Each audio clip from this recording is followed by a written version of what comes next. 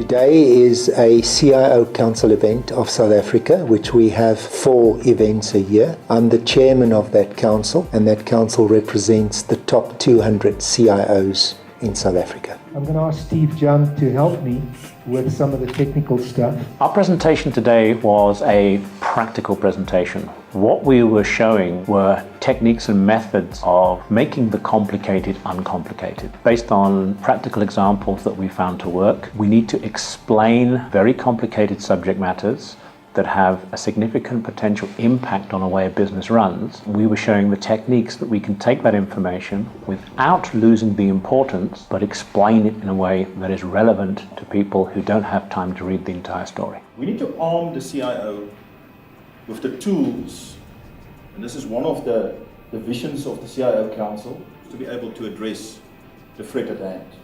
So Lena's going to talk about a very practical risk framework to address this kind of threat. Today's conference was focused on cybercrime, and what's very, very important here is that there are 2 types. One is the cyber attacks, where malware and bots are placed on computers and a lot is stolen from an organization. The other one is simple fraud, fraudulent transactions that are taking place on a daily basis, but coming in via electronic format, being processed through organizations, and then being paid or leading to criminal activity taking place in the business. The challenges that we face is that CIOs, Chief Information Officers, are tasked with sorting out most of these problems and certainly don't sit on the same footing or at the same level as the other CIO in the organization, which is the Chief Investigation Officer.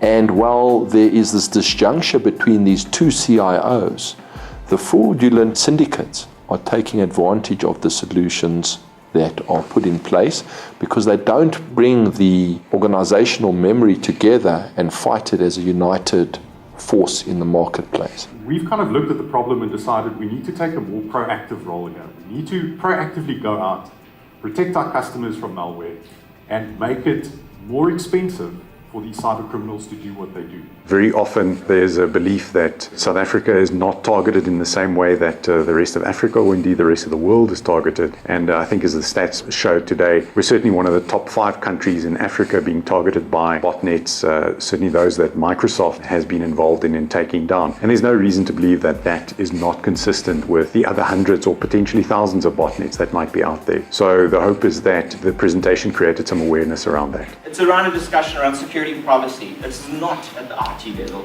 It needs to be driven up to the CXO level and take ownership on that as well. I'm in the coalface. I really experience what's going on during these cyber attacks, and these are advanced persistent attacks. It's not just standard mill of malware, it is very, very unique malware. One of the recommendations that in my presentation is focusing around strategies. We've seen the change in strategies of the organization, and also what are the quick wins organizations can do around cybersecurity. And if you're struggling with any CIO related issue in your company, you talk to us and we'll sort it out for you. I think the CIO Council event is an event where we make the way in which CIOs manage their enterprises practical. We always leave them with practical examples and examples of matrices and scorecards and reports to help them with the complex issue of managing the technology estate of their companies. And we hope that future events will be similar and that people will find value in attending these CIO Council sessions.